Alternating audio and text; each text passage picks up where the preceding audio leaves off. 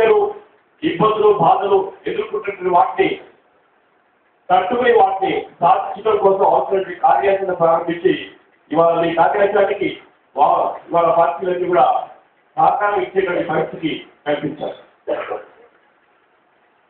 అయితే ఇవాళ మీకు చెప్పేటువంటి మీరు పేర్కొన్న అంశాలన్నీ కూడా సిపిఎం పార్టీగా సంపూర్ణంగా ఈ నాయకత్వం ఇవి పరీక్షించబడాల్సింది. ఆ విధంగా ఇవాళ రియల్ ఎస్టేట్ లో వచ్చినటువంటి ఈ పెద్ద కెలామిటీ